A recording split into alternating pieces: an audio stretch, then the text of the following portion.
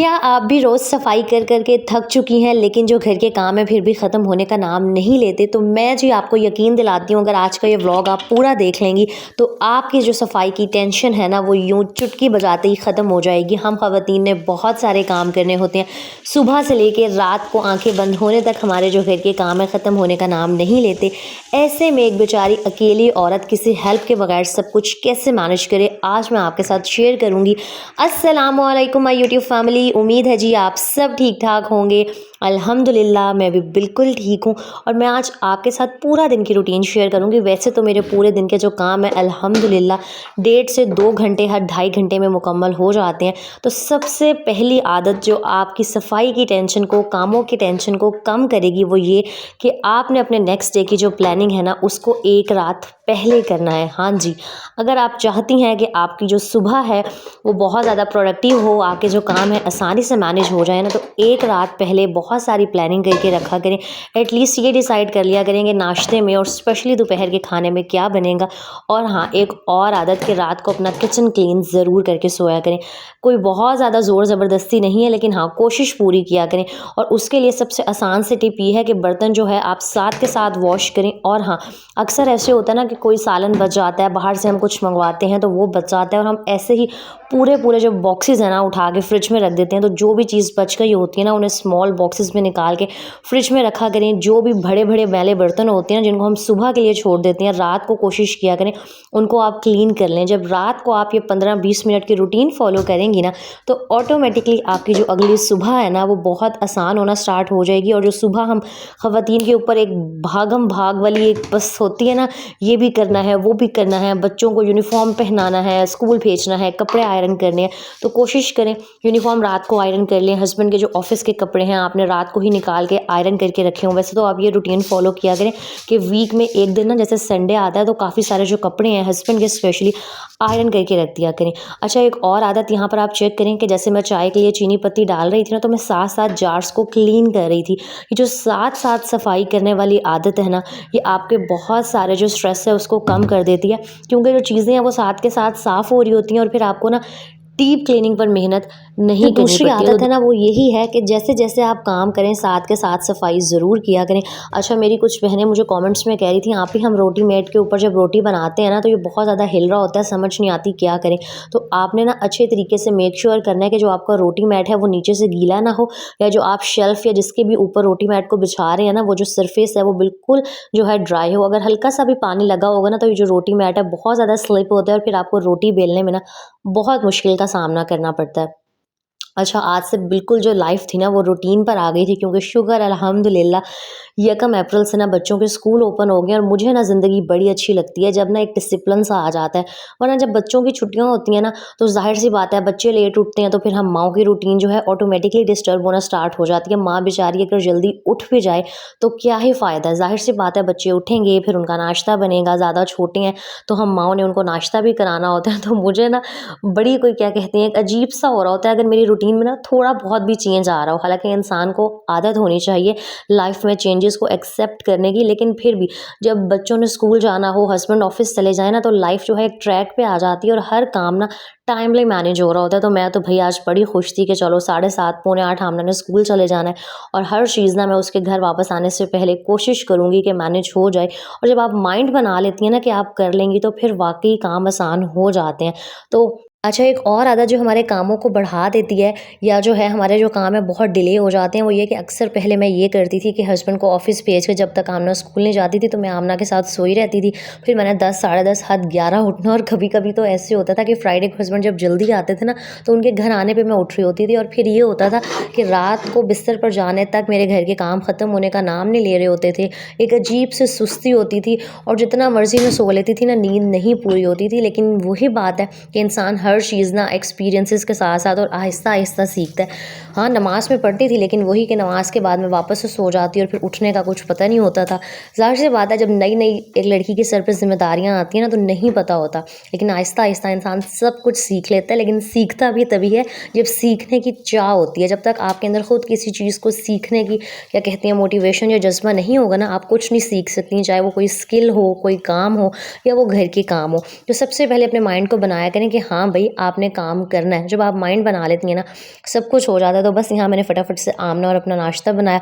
मुझे आदत है कि मैं आमना के साथ ही नाश्ता करती हूँ और मुझे देख के ना वो भी कुछ ना कुछ खा लेती है। वैसे तो सुबह 7 बजे ज़ाहिर सी बात है नहीं खाया जा रहा होता, लेकिन कोशिश होती है मेरी कि इसको ना कुछ खिला के भेजूँ। रात को पिज़्ज़ा आया था तो वो 2-3 स्लाइसेस बचे हुए थे और बच्चों का तो वैसे ही आजकल फ़ास्ट फूड फ़ेवरेट होता है, तो मैंने कहा चलो लंच में इसको यही दे देती हूँ। एटलीस्ट चलो शौक से खा लेगी, भूखा रहने से बेहतर है कि इसके जो पेट में ना कुछ चला जाएगा। लेकिन वैसे आज मैंने यही कोशिश की थी कि मैं घर की कोई हेल्दी चीज़ इसको बना के दूँ, तो मैंने सैंडविचेस बना दिए थे। तो बस यहाँ जी आमना तैयार श्यार होके मैंने इसके ऊपर आयतुल कुर्सी की फूंक मारी और मैं बस इसको ना स्कूल के लिए रवाना करी थी। और उसके बाद ना यकीन करें मेरा दिल बड़ा चाह रहा था, ज़ाहिर सी बात है मैं फजर के टाइम से उठी हुई थी, 5:30 उठ गई थी मैं, वापस में नहीं सोई थी। मुझे पता था अगर वापस अब दोबारा लेट गई ना तो पहले तो मैंने जी आधा 1 घंटा मोबाइल स्क्रॉल करना है, फिर जब नींद आएगी उसके बाद मैं 1-2 घंटे ऐसे ही वेस्ट कर दूँगी। तो मैंने कहा नहीं, अच्छा कोशिश करें कि आप ना रात को जल्दी सोने की रूटीन बनाएँ। अगर आपके घर में सब लेट सोते हैं ना तो आहिस्ता-आहिस्ता करके कोशिश करें कि 15-15, 20-20 मिनट करके ना पहले सोना स्टार्ट हो और कोशिश करें हाँ 10, साढ़े 10 तक सो जाएँ। अब मैं आमना को भी यही रूटीन फ़ॉलो कराती हूँ, स्पेशली जब उसका स्कूल ओपन हो जाता है कि आपने रात ना जल्दी सोना है। क्योंकि अगर बच्चे रात को जल्दी ना सोएँ ना, सुबह वो बहुत क्रैंकी और चिड़चिड़े हो रहे होते हैं और उनको रेडी करके स्कूल भेजना बहुत मुश्किल हो जाता है। तो बच्चे तो ट्रैक पे तभी आते हैं जब पेरेंट्स जो हैं वो खुद एक रूटीन को फॉलो करें। तो अगर आप चाहती हैं ना आपके बच्चों के लाइफ में डिसिप्लिन आए तो उस डिसिप्लिन को अपनी ज़िंदगी में पहले खुद लेकर आएँ। तो बस यहाँ जी मैंने ऑलमोस्ट सारे रात को ही बर्तन वॉश करके किचन क्लीन किया हुआ था, तो जो भी नाश्ते के बर्तन थे उनको मैंने वॉश किया। यहाँ मैं पानी वाला कूलर धो रही थी। अच्छा एक और आदत जो आपकी सफाई की टेंशन कम करेगी ना, वो ये कि आप इंतज़ार ना किया करें कि चीज़ें जब बहुत गंदी होंगी ना तभी हमने सफाई करनी है। जब आप साथ के साथ रोज़ के रोज़ चीज़ों को साफ़ करते हैं ना तो बहुत ज़्यादा गंद होने की, बहुत ज़्यादा जो है चीज़ें ख़राब होने की नौबत ही नहीं आती। और फिर जो हम डीप क्लीनिंग पे घंटों लगा रहे होते हैं, हमारे कंधे जवाब दे रहे होते हैं और अगर आपके पास हेल्पर ना हो फिर तो डीप क्लीनिंग करना घर के बाकी कामों के साथ और भी मुश्किल हो जाता है। तो बजाय इसके कि आप हफ्ते बाद खुद को बहुत ज़्यादा थकाएं, बेहतर है कि आप रोज़ थोड़ा थोड़ा ना थक लें। अच्छा यहाँ आपके साथ एक टिप भी शेयर करती हूँ। इस तरह का बहुत बारीक जो है ना ब्रश मिल जाता है, ये मैंने आमना के लिए स्ट्रॉज लिए थे ना तो उनको साफ़ करने के लिए था। लेकिन अब मैं इस ब्रश को ना, ये जो कूलर की टूटी होती है, ज़ाहिर सी बात है इसके अंदर कोई स्पंज नहीं जाता, तो समझ नहीं आ रही होती कि इसके अंदर काई सी जम जाती है, वो कैसे साफ़ करें। तो पानी वाला कूलर स्पेशली गर्मी में बहुत ज़्यादा पानी का इस्तेमाल हो जाता है, कोशिश किया करें डेली बेसिस पर वॉश करें और वीक में एक दफ़ा ना इसके अंदर वो बेकिंग सोडा और टाटरी डाल के इसको साफ़ ज़रूर किया करें, ताकि वो जो अंदर से येलो येलो हो जाता है ना पानी वाला कूलर, वो नहीं होगा और बिल्कुल चमकता हुआ रहेगा, नया रहेगा। और इस तरह के जो पतले ब्रशेज़ हैं ना, अगर आपके घर में छोटे बच्चे हैं तो वो फीडर वगैरह वॉश करने के लिए साथ में आते हैं, तो इस तरीके से ना आप कूलर की टैप को बहुत आसानी से वॉश कर सकती हैं। अच्छा साथ ही ना मैंने रात को ही सोचा हुआ था कि मैं मसूर चावल बनाऊंगी, तो अगर फटाफट सुबह सुबह ही जो खाने की टेंशन है वो सर से उतर जाए ना तो बड़ा सुकून हो जाता है। तो मैं यहाँ मसूर चढ़ा रही थी और मैं बड़े सिंपल तरीके से बनाती हूँ, वही टमाटर, हरी मिर्ची, हाँ 4 से 5 ना अगर आप लहसुन के जवे डाल दें मसूर के अंदर तो बहुत अच्छा टेस्ट आता है। ट्राई कीजिएगा अगर आप लहसुन नहीं ऐड करती मसूर में। और मसूर को ना वो खड़े मसूर की दाल भी कहते हैं, मुझे नहीं पता, मेरे घर में वैसे मसूर कहा जाता है। अच्छा इसके अंदर वही जो आम बेसिक मसाले होते हैं, नमक हो गया, लाल मिर्च पिसा हुआ, धनिया, हल्दी ऐड करके ना मैंने इसको प्रेशर लगा दिया था। 10-15 मिनट में जी ये बहुत अच्छे घुले मिले मसूर बन जाएंगे। अच्छा वीक में एक दफ़ा ना सब घर वालों को बिठा के एक लिस्ट बनाया करें। बहुत ज़्यादा 100% अमल ना करें, लेकिन एटलीस्ट ये डिसाइड कर लिया करें कि हर रोज़ क्या पकाया जाएगा, क्योंकि डेली सबसे बड़ी टेंशन यही होती है और आधा 1 घंटा तो यही सोचने में चला जाता है कि जी क्या पकाया जाएगा। तो बस मैंने किचन साफ़ किया, हांडी चढ़ाई, बैठ के 10-15 मिनट आराम किया और बस मैं फटाफट से ना अब यहाँ पर सफाई करने लग गई थी। अच्छा मैं आपको एक और बात बताऊँ, जब तक आप अपने ऊपर ये प्रेशर रखेंगी ना कि हाँ डेली बेसिस पर हर काम ही करना है, तो आपका माइंड थकना स्टार्ट हो जाएगा। और मैं हमेशा कहती हूँ कि जब ज़हन थकता है ना तो जिस्म ऑटोमेटिकली थक जाता है। कोई बात नहीं अगर 1 या 2 काम रोज़ रह जाते हैं, मैं तो एक लिस्ट फॉलो करती हूँ अपने दिमाग में ही कि जो 3 मेन काम है ना वो ज़रूर करने हैं, खाना ज़रूर बनना है। और ये भी मेरी कोशिश होती है कि किचन की जो साफ़ सफाई है वो डेली बेसिस पर हो। अच्छा मेरा पोर्शन है बिल्कुल मेरा ससुराल से अलग है, मतलब रहती मैं ससुराल में ही हूँ लेकिन पोर्शन मेरा बिल्कुल अलग है। अगर मैं डेली बेसिस पर काम ना भी करूँ ना तो किसी ने मुझे आके कुछ नहीं कहना। अल्हम्दुलिल्लाह मेरे ससुराल वाले भी बहुत अच्छे हैं और मेरे घर कोई इतना आना जाना भी नहीं है। लेकिन बस मेरे अपने जो है ना, मुझे सफाई का एक बस क्रेज़ है कि मुझे होता है कि नहीं डेली बेसिस पर ना सफाई होनी ही होनी चाहिए, वरना मुझे सुकून नहीं आ रहा होता। लेकिन हाँ अपने ऊपर ये वाला प्रेशर आपने नहीं रखना कि हर काम आपने रोज़ करना ही करना है। जितना आपसे आसानी से हो सके उतना करें, क्योंकि अगर आपके 3 से 4 बच्चे हैं, आपके पास हेल्पर भी नहीं है, बच्चे स्कूल गोइंग हैं, तो फिर एक अकेली औरत के लिए काम करना नो डाउट बहुत मुश्किल हो जाती है। इसलिए अपने आप को रिलैक्स रखा करें, अपना ख्याल, अपनी सेल्फ केयर के लिए वक्त ज़रूर निकाला करें, क्योंकि ये बात मैं हमेशा कहती हूँ कि जब एक औरत खुद खुश होती है ना, तभी वो अपने घर वालों को ना खुश रख सकती है। और दूसरी एक और बात, ये जो सफाई करने की आदत है, टाइमली हर चीज़ को मैनेज करना है ना, ये एक लड़की अपनी माँ से, स्पेशली मैं कहूँगी माँ से सीख के आती है, अपने घर से सीख के आती है। अगर आपके घर में इस रूटीन को फॉलो नहीं किया जाता था ना, मुझे लगता है सलीका जो है ना, वो बचपन से एक लड़की के अंदर आना स्टार्ट हो जाता है। अब जैसे जब से मैं छोटी थी, मैं देखती थी कि जब हम स्कूल से आते थे, मेरा घर भी बिल्कुल साफ़ सुथरा होता था, मम्मा ने खाना भी बनाया होता था। तो बस बचपन से ये माइंड में है कि ना सुबह सुबह साफ़ सफाई भी होनी है, डेली बेसिस पर होनी है, खाना भी टाइमली बनना है।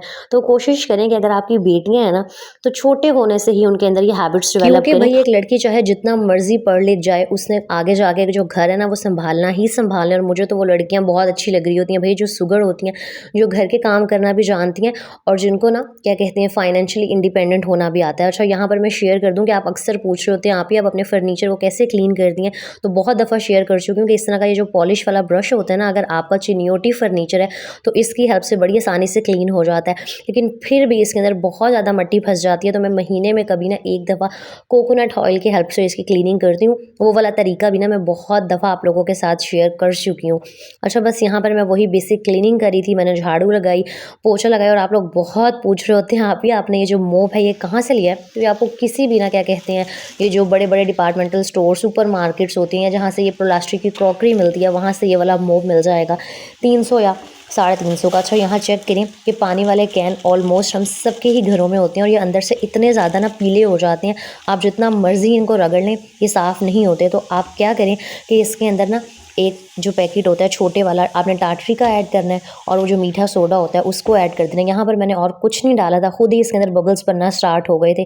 5-10 मिनट के लिए छोड़ दें और इसके बाद इसे स्क्रबर से रगड़ के आप जब साफ़ करेंगी ना, तो कैन के अंदर का जो भी काई लगी होगी या वो जो पिलाहट होगी वो सारी साफ़ सुथरी हो जाएगी। तो भाई मैं तो डेली बेसिस पर ना इस तरह साथ के साथ काम करती रहती हूँ, क्योंकि मुझे पता है कि चाहे मैं जो मर्ज़ी करूँ, घर के जो काम है वो मेरी ज़िम्मेदारी है, मैंने ही करनी है। और मैंने कभी भी कामों को ना बोझ समझ के नहीं किया। जब चीज़ें आप बोझ समझ के करती हैं ना, तो फिर वो मुश्किल हो जाती हैं। जब आपको पता हो कि एक चीज़ आपने ही करनी है ना, तो कोशिश करें कि उसको खुशी खुशी करें और प्लानिंग के साथ करें, ताकि आपको थकावट ना हो।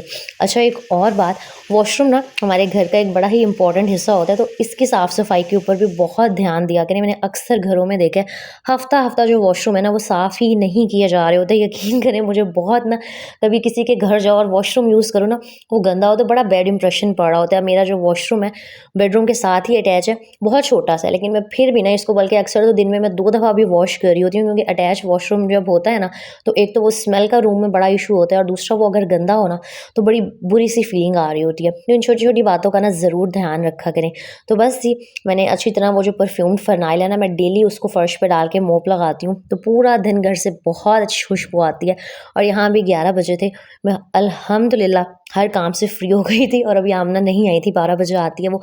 और इस तरह जब सारे काम हो जाते हैं ना, तो अपना घर देखकर ही कसम से इतना सुकून मिल रहा होता है ना। यहाँ पर मुझे इतना अच्छा लग रहा था, मैंने सोचा आप लोगों को भी दिखाऊं। किचन क्लीन था, मसर भी मेरे रेडी हो गए थे, सिर्फ मैंने चावल बॉईल करने थे, सिंक के अंदर कोई मैले बर्तन नहीं थे।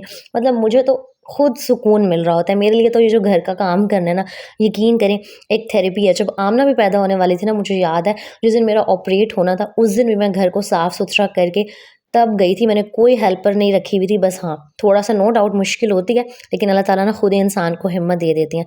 तो बस जी, इस तरीके से सुबह जल्दी उठ के एक दिन पहले प्लानिंग करके अपने आप को खुद मोटिवेट करके, और जी थोड़ा थोड़ा करके ना, कोई मुश्किल नहीं है, हर चीज़ बहुत आसानी से हर औरत मैनेज कर सकती है। अल्लाह ताला ने हम औरतों को ना बहुत स्ट्रॉन्ग बनाया है। यहाँ पर जो आप टाइम देख सकते हैं, तो ये थी मेरे पूरा दिन की रूटीन, मतलब सुबह की रूटीन। और मेरी कोशिश होती है कि हर काम से ना सुबह सुबह ही फ्री हो जाऊँ। तो अगर इन आदतों को फॉलो करेंगे ना, तो मैं गारंटी देती हूँ आपकी सफाई की टेंशन ख़त्म हो जाएगी। लाइक, कॉमेंट एंड शेयर कर दीजिएगा। नेक्स्ट व्लॉग में मिलेंगे। अल्लाह हाफ़िज़।